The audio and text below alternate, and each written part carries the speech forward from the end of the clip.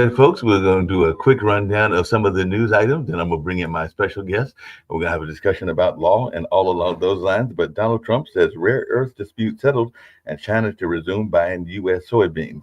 So that's something that's being reported in the news. And of course, French police are hunting stolen Louvre jewels, arrest more suspects. So they've arrested some more suspects, five new suspects arrested over the Louvre jewelry theft. So definitely that's something that folks are talking about. And of course, in the Netherlands, the Dutch centrist liberals neck and neck in close finish with the populist Wilders and all along those lines. So not so bulletproof, a far right party faces rebuke in the Netherlands. Dutch elections, far right and centrist parties in dead heat as last votes counted. Netherlands elections, Dutch far right loses ground, opening the door for centrist coalition talks. Brazil police raid leaves at least 119 dead, triggering protests and claims of execution. So that's something going on. And of course, Haiti and Jamaica and Cuba are assessing damage as Hurricane Melissa continues to barrel around the Caribbean. We had some of that rain here, but it wasn't the high winds and the other kind of impacts that go on with that kind of weather. Trump's test threat could fuel nuclear tension with China. So Russia on guard after Trump's call to resume nuclear weapons testing. And of course, there are some folks in Britain that are asking how much trouble is Rachel Reeves in over rental rule break, and they're saying she could face paying £40,000 after breaking housing laws. So that's something that folks are talking about. And U.S. is determined to prevent the collapse of the Gaza ceasefire after overnight airstrikes. We'll get to maybe some news in the U.S. and all along those lines, but I do want to bring in my guest, James Parfito, or as he likes to be called, Jim, and all along those lines. So, how are you doing, Jim? It's always good to have amazing guests, and I've got some other people that will be joining us as well very shortly. But I know you've got this great book that you've written called Unequal Justice, and a lot of people have been talking about justice for a number of years and feel that justice isn't fair and all in that kind of way. So definitely tell us about the book because you have the privilege of being both a law professor, as I understand, and I have some friends Correct. professors at North Carolina Central University. You're over there at Seton Hall and everything, but I also know that you've been involved in both sides of the law, being both a prosecutor and a defense attorney. So which one of those did you like better? That's my first question for you. Which one of those did you like better? And I'm sure your law students ask you that as well. Sure. Thank you for having me on, Mark. I appreciate it and a lot to talk about. Yeah, I think later on in my career, I enjoyed being a defense attorney because I really felt like I was fighting for the underdog, the one that was either wrongfully accused or the deck was stacked against them. So, I think in the beginning of my career, I certainly enjoyed being a prosecutor. I saw the reward and the satisfaction in doing that. And throughout my career, I handled a lot of high profile cases on both sides, both as a prosecutor and a defense attorney. And, I learned from those experiences. And eventually I became a certified criminal trial attorney, and I still am a certified criminal trial attorney, certified by the Supreme Court of New Jersey since 1995. And as you mentioned, right now I'm an adjunct professor at Seton Hall Law School. I teach a class.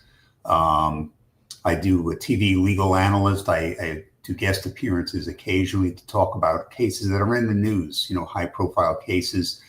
Recently, P. Diddy, that trial got a lot of exposure, and the Karen Reed trial that was up in Massachusetts. So I did some commentary on that, and Harvey Weinstein, the overturning of his conviction and certainly his retrial.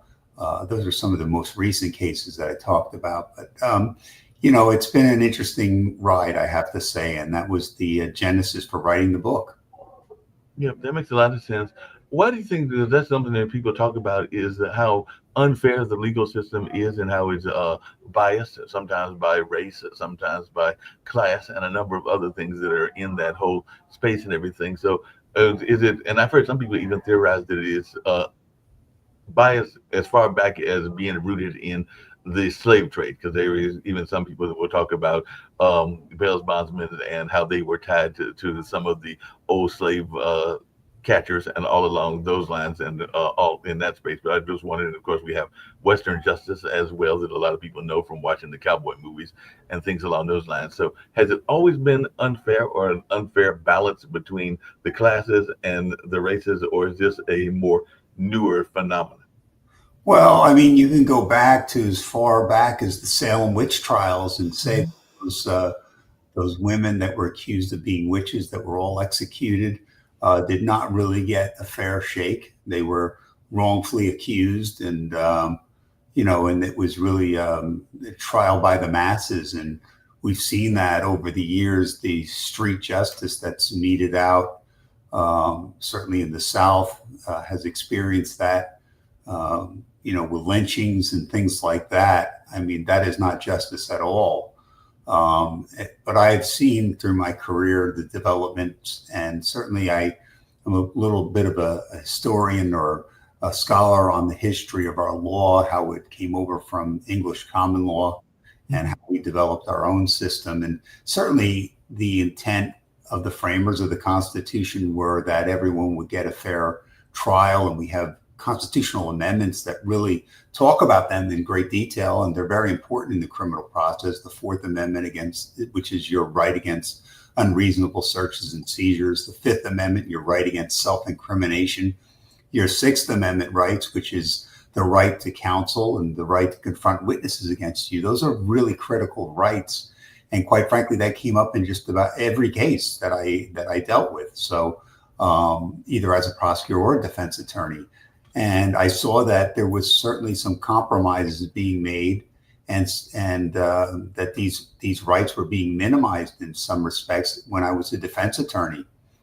And I also saw the system in play where, people that paid to have an attorney, quite frankly, they would run out of money and they would not be able to fund litigation and keep that attorney on board. And it became almost commonplace to have to make an application or request to the court to be relieved as counsel to be let out of a case because your client couldn't pay you anymore. Right.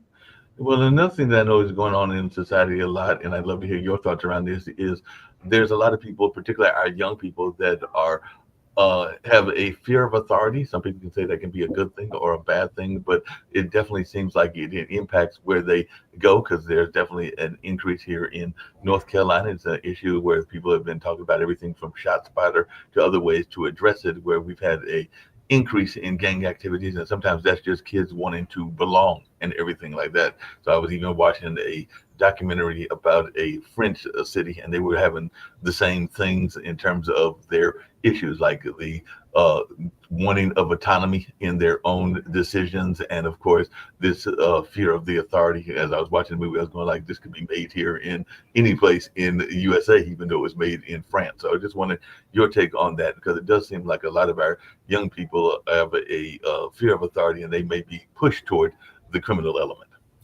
Yeah, I feel like there's been a bit of a lax attitude about enforcement of crime. And I think that as a result of that, police have suffered, law enforcement has suffered. There is a lack of respect for law enforcement, I find today, largely because people are committing crimes and they're not being punished. There's a lot of lax prosecutions. That there's laws that are just, quite frankly, not being enforced. And with that comes chaos, I think, in a general sense. And when people respond to those things, or when the media portrays things that the police are bad, that they're wrongfully shooting people out there, which, they're really not looking at the statistics properly and accurately, and saying that, police are out there just shooting innocent people, and it gives them a bad name and face, and then people respond to that, and then you see a lack of respect for law enforcement. And I'm not saying every police officer is a good police officer, because there's good and bad in every profession. Right. But when you have that general attitude, and we've seen it in our country, we see it in different cities. We even have governors of other states saying, they have to rebel against ICE. You have mayors of cities, major cities, saying that, ICE has no authority to detain or to arrest illegal aliens that are in the country that have committed crimes. And that's perplexing to me, because we do have laws on the books and laws that have to be enforced. And if we don't have laws, we have chaos. And What is your take on ICE and everything like that? Because definitely there are some people like you were just saying that Durham is considered sanctuary city as well. But what is your take on ICE and how ICE is being handled? Well, my general feeling of that is that um, there has to be cooperation between law enforcement agencies, and I view ICE as one of them. And if there's a proper uh, order or warrant for someone to be either detained or arrested, there should be cooperation. And I have a really difficult time when mayors or governors or elected officials are telling law enforcement not to cooperate and that law enforcement is the enemy. I have a difficult time with that. I think the first order of business really was and this was by the election really was the mandate to stop the illegal crossings at the border, which has been done successfully, and also to deport those that are in this country that are committing crimes that are here illegally. And I just don't understand, quite frankly, and maybe I come from a different viewpoint on this, but I don't understand how mayors and governors can stand up against that and say that that's wrong, or that these people that are enforcing the laws, who are simply, sworn representatives in law enforcement, are the enemy. That I just don't see that. I have a difficult time with that idea, that concept, and then to spread that notion, and it gets legs. Quite frankly, the media has been very active in portraying this, and it's just a different viewpoint, and I don't agree with it. I think there has to be a cooperation between law enforcement, and that's the way it works, and that's the way it works effectively, quite frankly. And if someone is in this crime in this country illegally and they commit crimes and they've been convicted, well, they've overstayed their welcome. First of all, they weren't here legally. They didn't go through the proper channels and chains. And I can speak to that because I come from a family of immigrants who came to this country and did everything by the book, and I'm the benefactor of that, quite frankly. I was able to, I'm a second generation Italian American, and all of my grandparents came over from Italy, and they literally had nothing. They saw America as a land of opportunity, and we all benefited from that. But I just don't, quite frankly, understand the idea of a sanctuary state where laws don't get enforced. And I don't understand the idea or the concept that ICE agents are Nazis or fascists and they're out there with masks collecting people and kidnapping them. I don't agree with that idea that's being put out there. And the media is really doing a very good job of sending that out to many Americans and convincing them that these are evil people doing bad things. Yeah, and I want to bring in some of our other panelists as well that have questions for you also. But you said you had worked also on another famous case, which was the P. Diddy case. So I just wanted your take on that case and whether justice was dished out in that particular case, or whether you think it was a disservice of justice, or your take on that particular case. Well, my take on that from the beginning was always the same, that he didn't act alone in this endeavor. There were a lot of people that were organizers and planners and participants, and certainly bringing in people into this. I'll say this. For lack of a better word, enterprise. With this sexual exploitation, and but he was the fall guy. He was the kingpin, and he was viewed as the kingpin. And do I believe that justice was done in the case? Well, he was convicted ultimately, but I do believe that there were some issues with the trial, that he was portrayed to be a violent person, and that one domestic violence incident with one of his girlfriends was played over and over and over. And it really, I think, poisoned the jurors' minds at some point that, hey, he's a bad guy and he needs to be convicted. And ultimately he was. Now, the trial proceeding is something separate and apart than the sentencing. And I think that appropriately he was sentenced. And he'll be released. Quite frankly, I don't think he's going to serve a tremendous amount of time with the time that he's already served. So we'll see what happens. I see Rick's got a question. Also, bring in Sasha as well. Did he supposed to get out in May of 2028? So less than 3 years from now. And Right. He get a certain amount of credit for, I don't know, different prisons have different, good behavior sentence reduction policies. I don't know. You're correct. He will be released, and 2028 is not that far off. 2 years. Theoretically, he's got that credit for all the time that he served. And what is justice? I mean, that's the question. What is justice, and how many years is justice? Is it 10 years? Is it 20 years? Is it 30 years? Is it the rest of his life?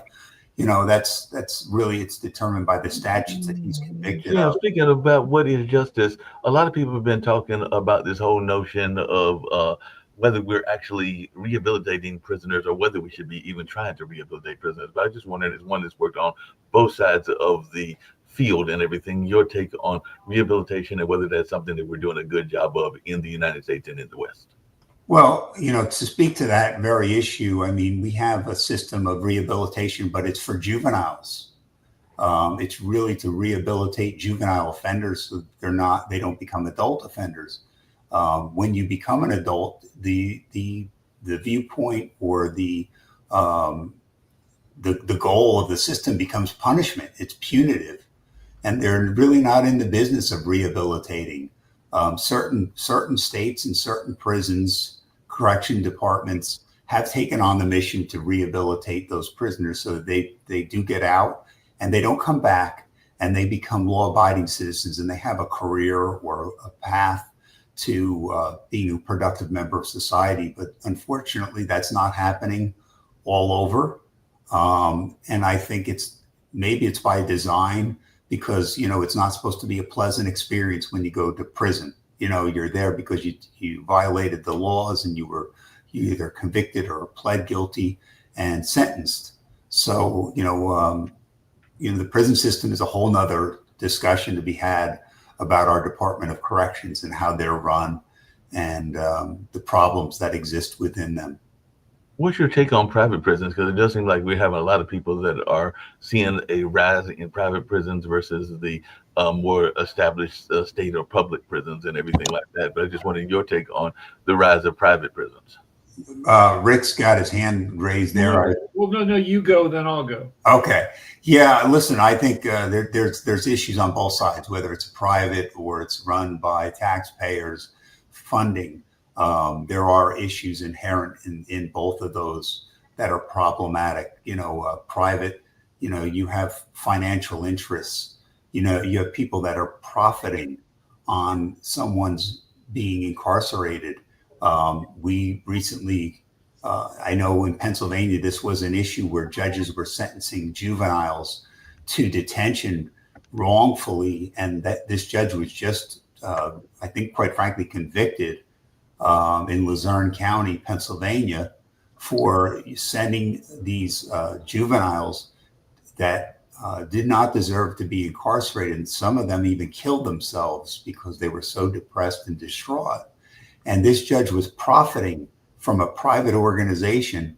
He was actually getting money or kickbacks for every kid that he sent there. And that's inherently and fundamentally wrong. And as a result of his actions and his misconduct and his criminal behavior, people died, young kids died, and he was appropriately punished for that. So my issue with ICE is possibly inadequate training. You can be put on the street as an ICE officer with as little as 8 weeks of training. If you're going to be a cop, you go to the police academy for 10 months and you're a probationary officer for, many months, even a year. And am I wrong that ICE needs a different culture and more accountability, or not? You seem to think that they're doing okay. Well, talking about training is something else. I don't disagree with you that training is a fundamental for any law enforcement officer, whether it's the academy or extensive training. And part of that training, quite frankly, is to be educated on the law and awareness of people's rights and what they can do and can't do as law enforcement officers, and what's within, their jurisdiction and what's not. What I feel is based on my own personal beliefs that, law enforcement should be cooperating. And that's regardless of somebody's experience in a position. Now, if they're out there and they're just shooting their guns at people and killing people, then we've got a real problem. And that's going to be a fundamental problem that needs to be addressed. And it's not happening. Should they be trained better? Could they be trained better? I don't disagree with that. If there is a lack of education or background or experience, that hurts us all. And we're all affected by that. So I do believe that there has to be adequate training in order to do the job that they're sworn to do. And they are sworn law enforcement officers like your local police or your state police, and they shouldn't be viewed any differently. So that's where I have a real difference of opinions with many, is that they're being devalued. Their service and their job is being devalued in the community, and it is an important role that they have. And for other law enforcement officers not to cooperate, it really creates almost this environment of antagonistic behavior towards these officers, which makes it even harder for them. So everybody has differing opinions on these things. So, I certainly respect everyone's opinions as far as how they feel and why they feel the way they do, because listen, everybody's opinions are not wrong, and they're justified based on their beliefs and what they have been exposed to. Do you feel that it's ever the case that police do actually sometimes use excessive force and all along those lines? Because you definitely seem like you're very much pro-police, and that's no problem with that, because I've definitely got friends and the family that have been in law enforcement and all along those lines. But I just wondering, because we always hear about the cases like the Sonia Macy's and the Derek Chauvins and things along those lines. So I just wondering your take on whether police are being trained adequately enough, but also our citizens being trained adequately enough in what to do if they're stopped by the police. Well, that's a whole nother conversation too, is to talk about your interactions with police, and whether you encounter the right police officer or wrong police officer. It's kind of the luck of the draw. I hate to say that, but we can go back to, and there's an interesting book. Malcolm Gladwell wrote a book, Talking to Strangers, which is an interesting, it's because it starts out talking about the Sandra Bland case in Texas, where she was pulled over for a routine traffic stop. And really, if you can go on YouTube and look it up, and her interactions with this state trooper from Texas over a really minor traffic infraction that he almost invited her to create, because he put so much pressure behind her. He was driving behind her very closely and really put her in a state of unrest, and just, she was scared, and committed a motor vehicle infraction that was relatively minor. It turned into a major event. And sadly, she ended up killing herself, this woman. She was incarcerated, for this relatively minor traffic infraction. And the case really evolved. The family of this young woman, Sandra Bland, I think they received over $5 million from the state of Texas. This trooper was fired and was convicted, I believe, of his behavior. He lied and said that he routinely pulled people over for these traffic stops, and it resulted in some major busts. And when they went back in his records, they found that was not even true. He was lying about that. But to get to your point about excessive force, I think it depends on the individuals, and sometimes these police officers may overreact to a situation and cause these situations to occur. Sometimes the citizens elevate those situations. And that's exactly what that case talks about. It's really a kind of it's a learning opportunity for police. Quite frankly, they should all be required to watch that video of that arrest and that encounter with this woman, because it went so bad from 0 to 100 within seconds, and simply because the woman was nervous and she reached for a cigarette and tried to light up a cigarette, and that's where everything went sideways. And it was a sad situation, and the officer completely overreacted. And I think, getting to Rick's point that he made before, it is about training and experience. And, certainly an officer that had some life experience and training and dealing with individuals would have handled that situation so much differently. So, sometimes these excessive force complaints are justified or warranted, and other times they're provoked. So it's hard to say. And, we could have conversations about, individuals that are subject of excessive force complaints. I mean, I dealt with that myself in my practice. Police officers that have a really bad history of excessive force. In fact, I wrote about one of the specific cases in the book, a young lady that was quite frankly wrongfully arrested by this police officer who was a rogue police officer who had a long list and history of excessive force complaints and disciplinary action. He was kept on a police department, and quite frankly, he should have been disciplined. He should not have been allowed to do his job. And it resulted in this woman's situation, and certainly his firing, and ultimately a very, very, I'll say, generous verdict against the city for keeping this police officer on the job, that went to this young woman for what had happened. So I've lived in New York and LA, and New York City is a pedestrian city, and the cops are on foot interacting face to face with I don't know, probably hundreds of people during a normal shift, and which is good, because it's good that people develop people skills via face to face interaction.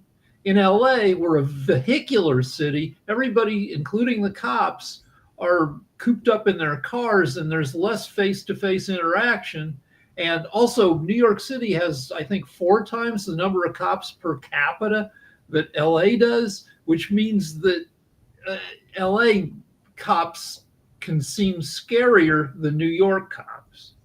Yeah, I see that point completely, Rick. I think that's an excellent point.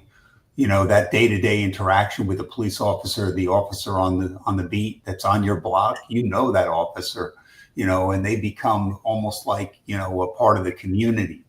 And I think that's important. It really does. It spreads goodwill throughout the community, and it's a give and take. The officers know the people know the officers, and it develops the relationships. And that's what it used to be like back in the day. I think we had that kind of level of interaction with police. And you're right, LA does not have that. And it creates this distrust or a cynicism towards police or law enforcement.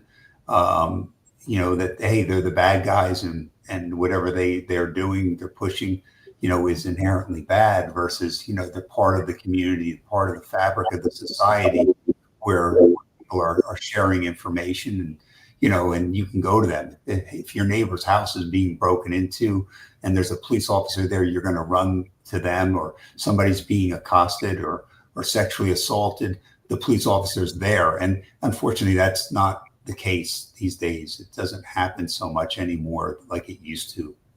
Hey, Jim, along those same lines, here in Durham, North Carolina, we've got a program called HEART, and it's definitely trying to address people that are in law enforcement, but they're like the secondary people. They're not actually police officers or firemen, but they are able to deal with situations like with homeless and with people that are in domestic violence and things along those lines. So they are actually trained in like what some people would consider social work and all along those lines. So I just wondered, do you think that we need more programs like that are able to help in those situations? Because even in my own life, I remember when I was dating a young lady in our capital city, and all along those lines, that there was a domestic violence incident, and the police came and they subdued the man, but they subdued the man with a taser. And unfortunately, he was having a heart issue, so that taser literally took his life and everything like that. But I was wondering if there had been people that could have been able to address that issue if he can still be with us, and all along those lines, because they would have known how to handle it better. Well, it is. You're absolutely correct. There is a lot of training that comes, and it comes with, not only training, but experience. And domestic violence cases are particularly challenging for police because they come to a scene, and in New Jersey we have a mandatory arrest. So if there's any visible signs of injury, they're required to arrest the individual that committed the offense of, whether it's an assault or whatever it may be, criminal mischief, assault. If they've seen visible signs of injury, there clearly was an assault, but they don't know the backstory.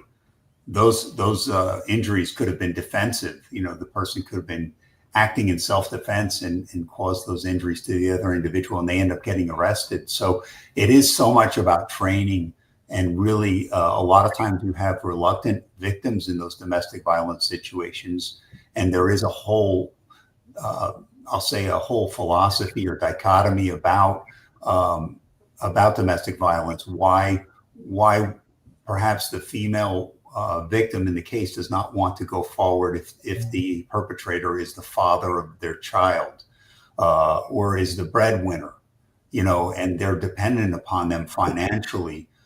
There's a lot of nuances and things that police officers need to know. Why are they behaving the way they're behaving? And I think that's happening. I think in New Jersey, we definitely are very sensitive to that. The police officers are definitely trained in that area so that they deal with domestic violence victims very differently. They do have training, and they have been given experience, and they attend classes. There's a lot of continuing education for law enforcement officers in those areas. So I do applaud the efforts of law enforcement to do that, to expose themselves to those opportunities to educate themselves and to deal with those situations, because they're very volatile. Those are the worst situations of all those domestic situations. And they're definitely the worst ones and everything like that. Hey, Jim, just really quickly, we've heard it on both sides of the aisle and everything, both the Republicans and the Democrats. And don't know your own political background. It doesn't really matter in this particular context of the conversation and everything. But what is your thoughts about the use of the legislature or the use of power? Because we've heard it being accused in both the Biden administration and the Trump administration of the use of the judicial to go after your perceived enemies and all along those lines. So that's been a conversation we've been hearing a lot about in the news and everything like that. But I just wanted your take on that. Yeah, I like to think of just calling balls and strikes without regard to partisanship or political parties or affiliations. And if someone's violated the law, then the Department of Justice should seek out arrest warrants or investigate those individuals and determine whether an arrest is appropriate and prosecution's appropriate.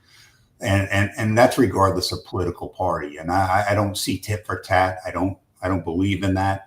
I don't believe in what now all of a sudden it's retaliation. Before it was, he's committing crimes. And and I say everybody gets their day in court. Everybody's entitled to a fair trial and justice under the law. And,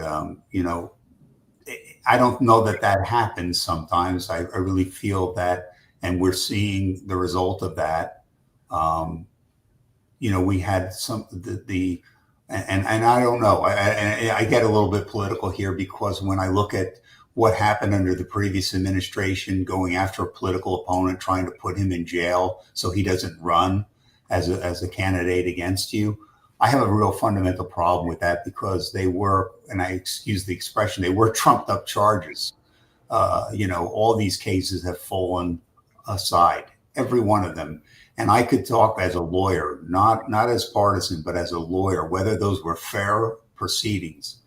The situation in New York, with this Judge Engoron and Judge Merchan finding Trump guilty of actually deflating the value of Mar-a-Lago, where there was no victims, claiming he sought out mortgages, and there were no victims because the banks were all repaid every dollar. But to have a U.S. attorney who campaigns on going after him no matter what, that's fundamentally wrong. I got a problem with that. And then when you assign, a DA to a case who also has campaigned on, getting this individual, fundamentally wrong. Then if you go down to Georgia and you look at Fani Willis, hiring her boyfriend to prosecute the case and paying him $600,000, we all need to be offended by that, regardless of political affiliations. We should be offended by that the taxpayers are funding this kind of nonsense. And it was all thrown out. And Fani Willis was a sham. That was a sham prosecution, and trying to say that he tried to influence the election in Georgia, it had no weight. It went nowhere. And I really fundamentally think that every individual, regardless of political affiliations, has a right to challenge the validity of charges, which was done, and also to have their day in court and to exercise their rights, which I think, quite frankly, was done. And we're seeing the results of that at this point. All right, we might be getting into a political debate here, but before that happens, and that's what I'm trying to avoid. I want to ask you, we are at an interesting time in the country politically, and what reforms do you think are necessary and possible? The current administration is a law and order administration in their rhetoric, but the first time Trump was president, he got behind prison reform. So stuff even now can happen. What do you think needs to happen? What do you think can happen? That's a great question, Rick, because there's so many things that need to be done, and really exploring from the top down the way that the job is being done, enforcement of the law, and certainly political. We got to separate out politics. That's important. We have to look at these people as individuals, not as partisan, and whether or not laws were violated, and try to take out, which is almost impossible to do, and certainly the media doesn't allow for that to happen, that people that violated the law are being prosecuted. And it smells of political overtures no matter what. And that's the sad part about it. And we need to remove the politics from that. And if that can be done, I think that's the first step in the process. And, I'm hoping that this will end. I don't like the idea of retaliating or going after a political opponent on either side.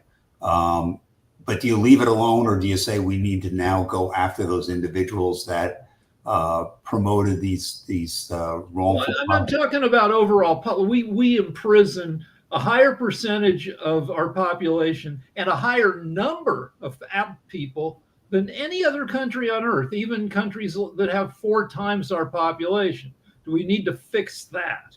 That's a very important point.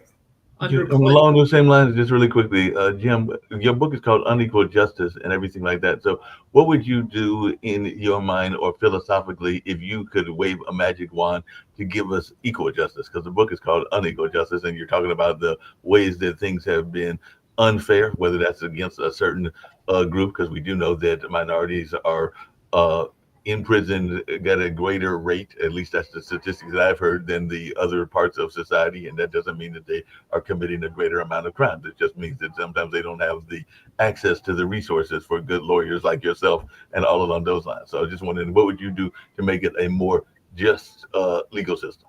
Yeah, that's a huge issue. And I wish I could say I answer that question in the book about how to fix the system, because it's not a quick, easy answer. It's really systemic. There's a lot of problems inherent within the system, whether we talk about judges or prosecutors or defense attorneys, the level of competence that they have, the level of experience that they have, and whether they're motivated to respect someone's individual constitutional rights or not. And that goes to prosecutors, judges, and even defense attorneys, aggressively fighting or representing someone. That's a mission that you have. It's part of your ethical responsibilities, is to take on a case and to fight for your client if you're a defense attorney in that venue. And I unfortunately have seen too many situations where defense attorneys just cave to the prosecution because they don't want to fight. And, it does require a level of passion and drive. And not everyone's made up like that, quite frankly. And then you have judges, in fact, that are appointed in New Jersey. Were appointed by governors in other states. They're elected. So you can get into a whole conversation about whether you should be elected or appointed. Well, there was an old expression back in the day, Alexander Hamilton, I believe, to the victor goes the spoils.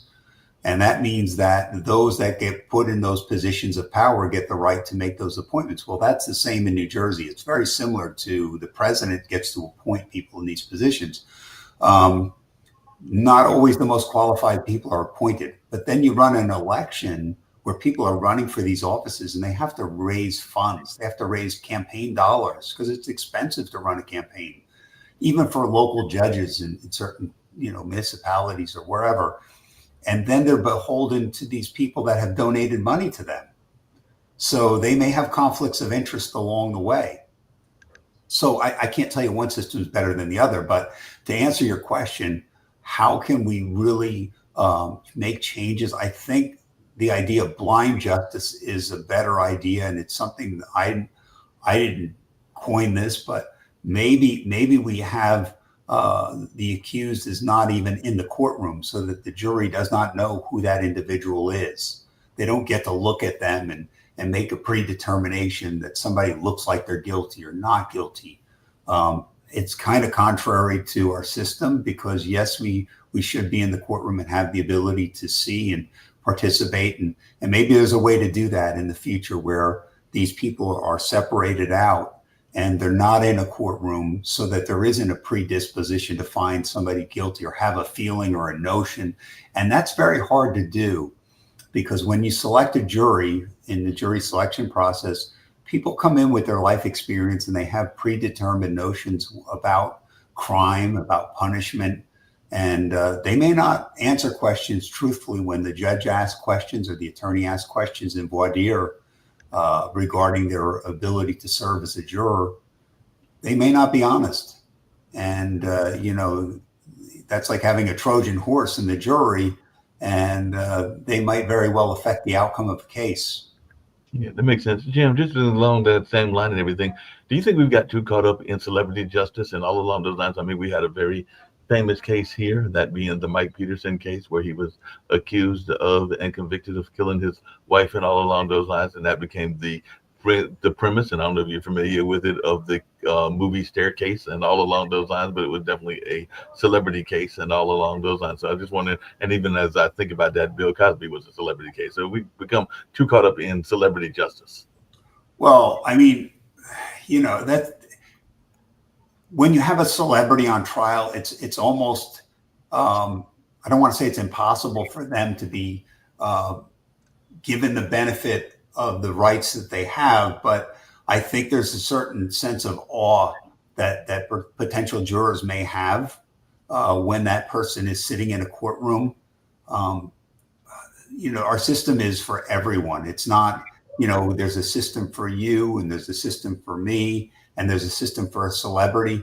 And what is the level of a celebrity? What makes someone a celebrity? How many viewers they have, or how much do they make a movie? I don't know the answer to that. Everybody has their own individual celebrity status, I guess, at some point.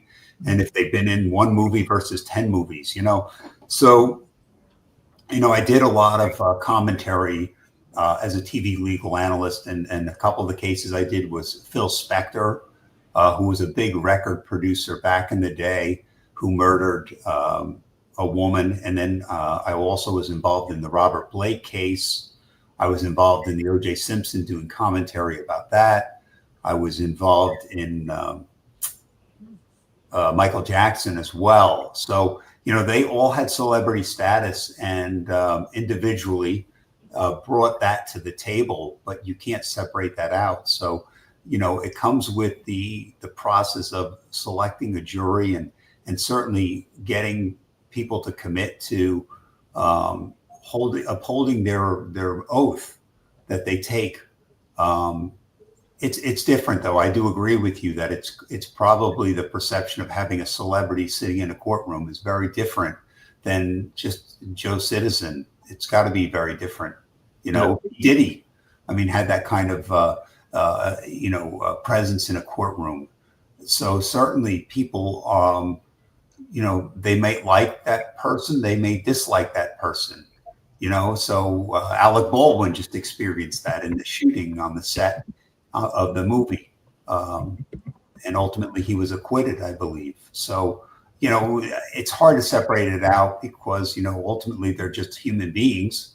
We're all human beings, and the law is designed for all of us. It's not like you get one set of rules if you're this person, or you get another set of rules if you're that person.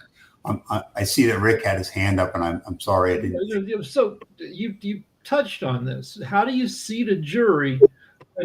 50 years ago, everybody got most of their idea of what was going on from friends and family and community. But now we get our ideas of what's going on in America from depending on which flavor of news we watch, whether it's Fox or MSNBC, and they have very different points of view. Or your social media is calculated to feed you what you like. So how do you get a jury that isn't crazy?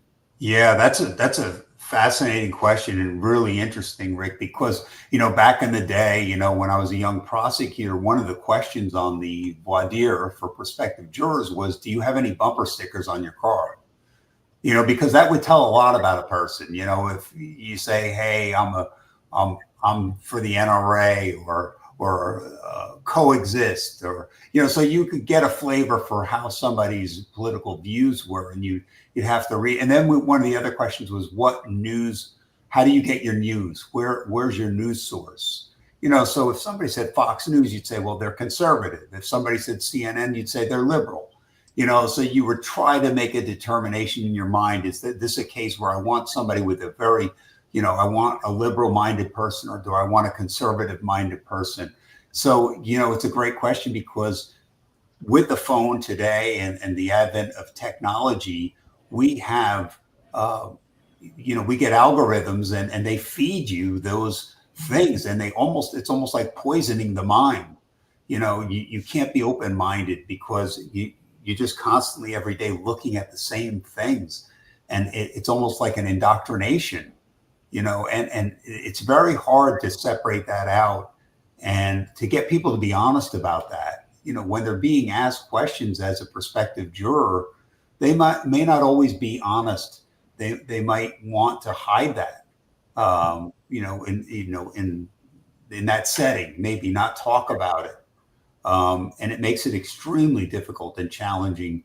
So there are new challenges today that did not exist, like you say, 50 years ago. This is a big deal. It really is. And it's not really being talked about much, but it is a big deal. Just like having attorneys that are experienced trying cases, because I think it's going to be, 10 years from now, we might not have attorneys standing on their feet in front of a jury, convincing them about the merits of their case, whether they're prosecuting or defending, or whether they're civil attorneys, representing a plaintiff or a defendant, because it's not really something that is being utilized. I mean, you see with the way cases are settled or plea bargains are made, there's really a reduction in the number of trials, because the system couldn't, quite frankly, accommodate trials every day in every case. It would break. The system would just fall apart. And, we're seeing more and more of that. And the class I teach at Seton Hall Law School is advocacy and persuasion, which really is the dichotomy of a trial. It's really talking about, how do you do an opening statement to a jury? How do you introduce evidence? How do you do direct examination, cross-examination? How do you do an effective summation? That's something I didn't even learn in law school, nearly 40 years ago.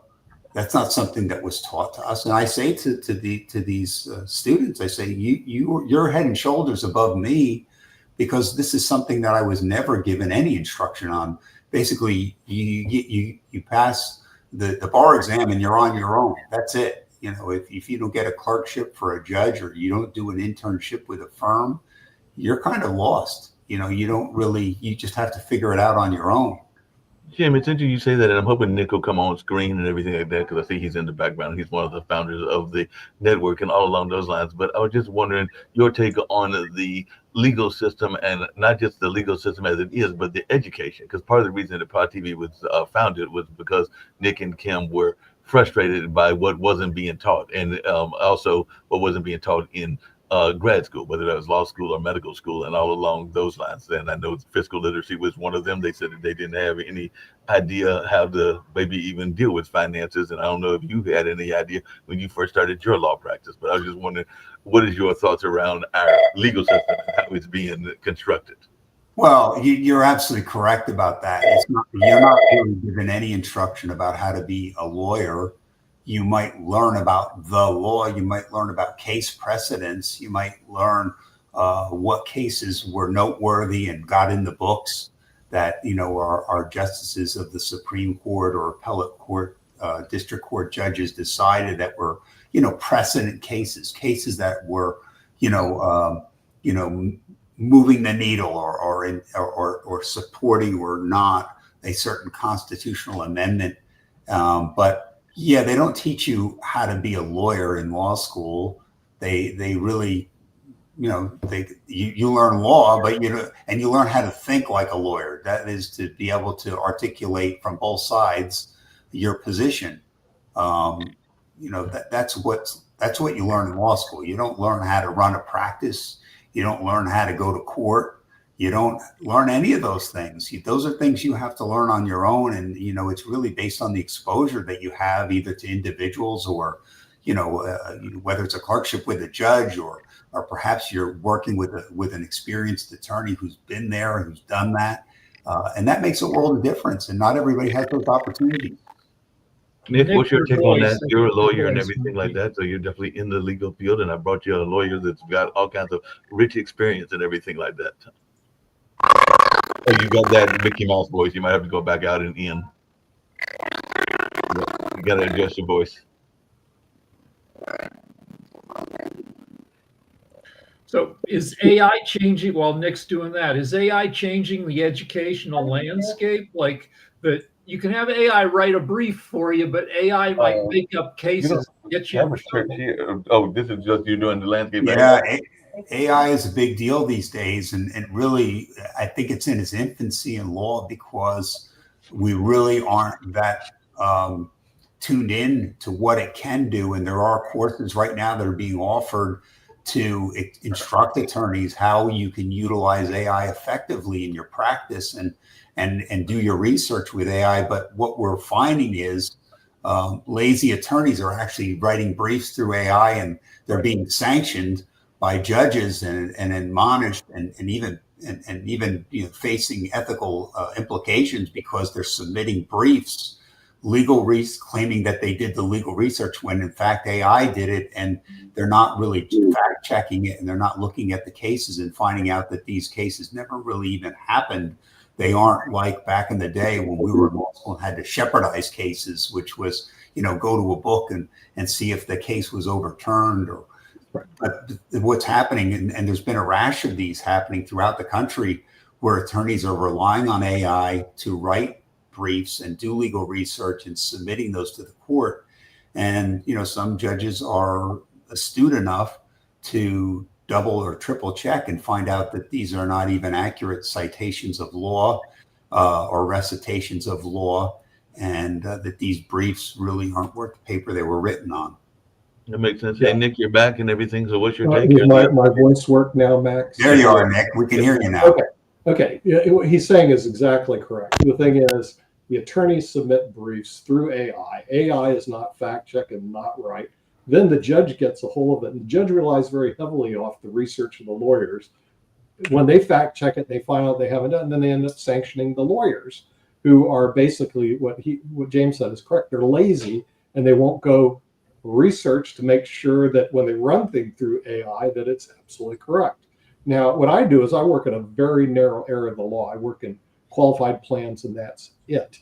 So what happens is that yesterday I had a meeting. Somebody said, "Do you do 831B captives?" I said, "No." I said, "I work in this little area, and then that's it. So like when it comes to other areas, like he works in criminal law, I don't know anything about it. Somebody comes to me with a criminal case, I said, you should go find a good lawyer, because I like to work in a very narrow area as opposed to be a jack of all trades, and frankly, mastering none. And today it's so complex, it's really hard to do it. So the amount of criminal cases I've handled in 41 years was one. And what it was actually a tax case. And it was a settlement with the service that never even got to trial, where the person didn't pay taxes on their Swiss bank accounts. And that was it. And it was a criminal settlement. But other than that, did I ever go to court in 41 years? No, not for a criminal. Nick and Jim, just really quickly along those same lines, if you talk to people that are in the legal profession, particularly our young lawyers, they automatically want to go to what I call the glamour part of law, and it's not Jim. It's not criminal law and everything like that. It's usually sports and entertainment law. It's a lot of work. So what is your take on that? They're watching too much TV. They want to go into There sports. is no glamour. This is work. This is work, and you're taking out the trash 90% of the time. Okay, so the thing is, what you're doing as law is you are a trash man, and you're taking out the trash of the human being, and you're delivering it or trying to tidy it up and get rid of it.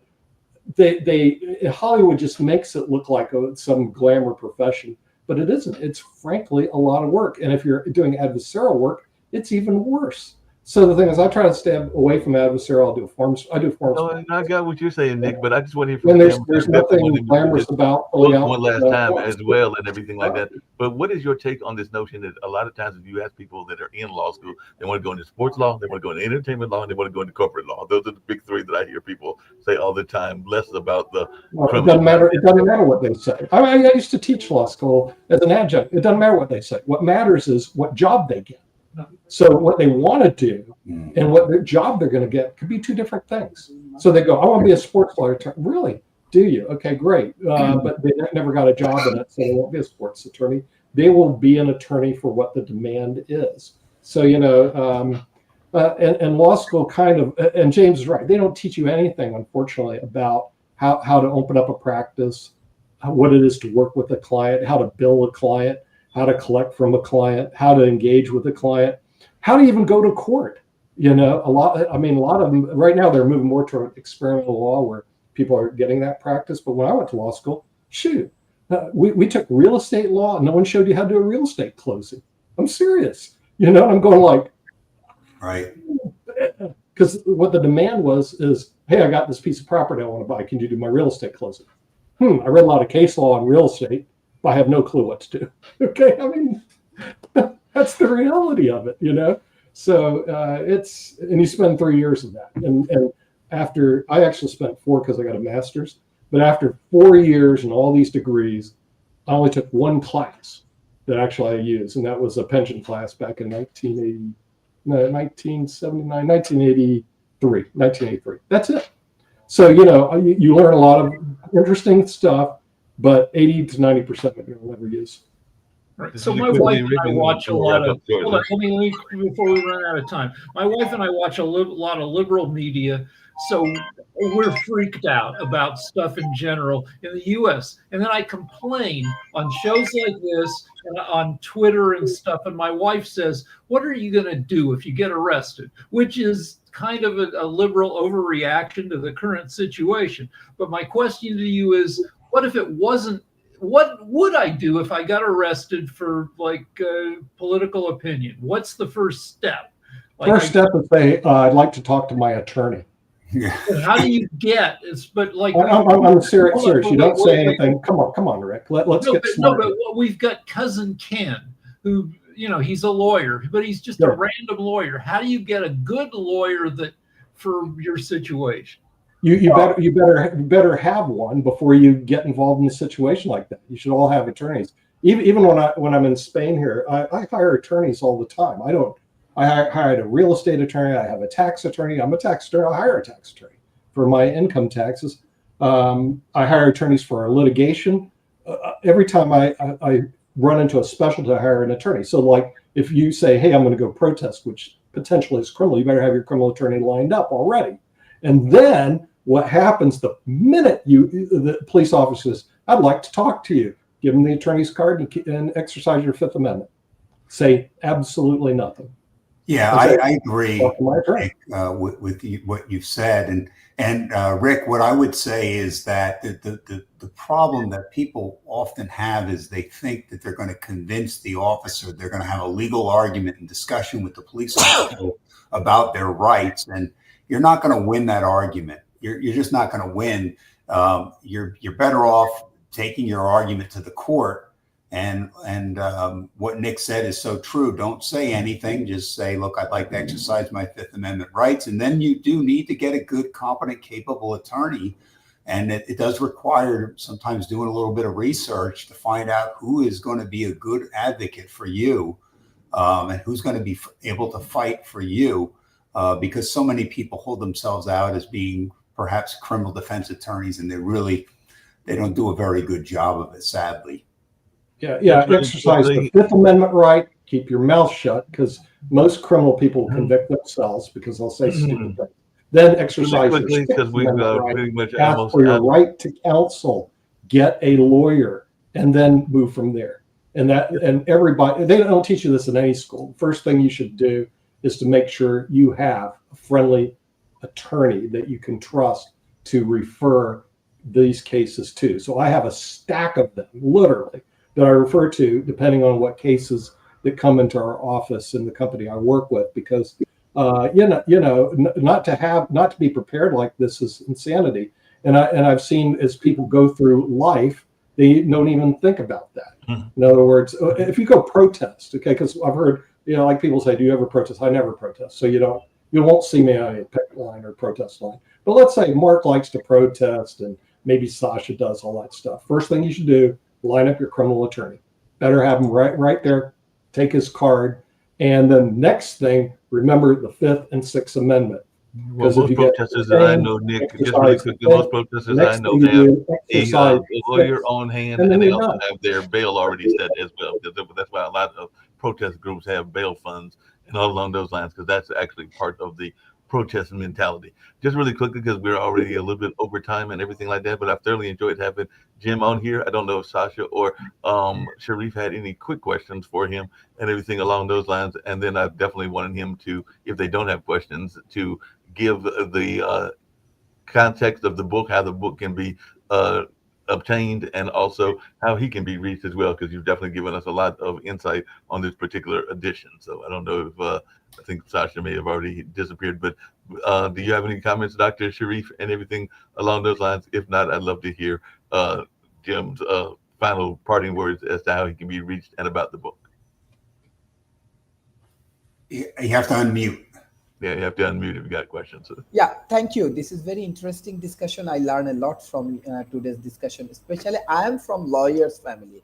My father was lawyer. He died in 2017. My uncle, right now, he is a president of Supreme Court Lawyers Association, Bangladesh. So, but unfortunately, I moved to this academia. But some point, I asked Nick how I can join in this lawyers' family, or how I can develop my career as a lawyer. Right now, I am academician. So Nick actually give me an exam advice and all of the things. So my questions to you, how you want to advise the young peoples who want to develop their career as a lawyer in a simplest way, how you want to advise the young generations. So in other words, what advice would you give to folks who want to be a lawyer? Sure. Well, and there was a time when you had to study a certain thing or be a major, major in something in college. And today it's pretty wide open. You can pretty much major in anything. And, I certainly had that in law school, where I actually had a psychiatrist from Bellevue on one side of me, and I had a heart surgeon from Boston General on the other side of me. And to talk about being intimidated, I was thinking I really didn't belong in this place, but they were doing exactly what I was doing. They were in their first year of law school, but just to expose yourself to as much as you can, because I agree with what Nick said, or maybe Rick said. I don't know who said it, but certainly it's not what it's cracked up to be on television. But you need to get exposure to it, and certainly look at and explore the possibilities of where you want to go and what you want to do. And there's so much that's out there in the law. There's so many different areas. It's like medicine these days. It's specialized where you may do one thing very well and you don't do anything at all, which is what Nick had talked about. And that's exactly what I did. I was a criminal attorney, but I didn't always just want to be a criminal attorney. And I did a lot of real estate closings over the years just because I was exposed to that at one point and I had the opportunity to do those things. But, being an attorney that can do all things, that's kind of a thing. You're kind of a bit of a dinosaur these days to be able to wear all those different hats and, maybe do a closing one day and do a criminal case another day and prepare somebody's estate planning on another day. It's very difficult and challenging to do that. And that's really not what we do these days. That makes sense and everything. If you can tell folks how they can get a copy of your book. And by the way, I know that Nick would probably tell you this as well. We've had a program here for a number of years called The Lawyer's Den. So we might have to get you back on that at some point. And it's actually lawyers from around the country that bring up different lawyers' cases. And there's also I think it's a quarterly show called Supreme Court Review here on Pod TV. And that's with a young lady that's a lawyer out of Oklahoma, if I remember correctly, and all along those lines. So there are a couple of legal shows that are here on Pod TV. So we might have to get you to come on. I'd love to come back. I appreciate that. And the name of the book is Unequal Justice: A Search for Truth to Balance the Scales. And it's available on Amazon and Barnes and Noble. I do have a website devoted to the book, www.unequal-justice.com. And certainly I'm easy enough to find if you were just to do a search of my name. There's a Justice with Porfido site as well. So I'm pretty easy to locate, pretty easy to find. And the book, from what I understand, I've read it myself a few times, and certainly I did the narration of it recently. It's a pretty easy read. It's not complicated. I didn't write it for lawyers. It was written for the masses, let's say, to read and to relate to cases and people. And what I say is that I didn't really write the book. The book kind of wrote itself, through the experiences and the people. Well, we greatly appreciate you being on and everything like that. We're going to get on out of here. We've got other shows that'll be coming on later on this evening, including World Politics and, of course, Coco McMillan. It has a music show and all along those lines. So it's been great having you on, Jim, and hopefully we'll have you back on some other shows as well as this one in the not too distant future. But definitely enjoyed our conversation and enjoyed the insight that you gave us into the legal field. Thank you so much, Mark. It was a pleasure, and I appreciate the opportunity. And thank you to all the guests and to Rick and to Nick and to everybody that was on. And I appreciate it. No problem.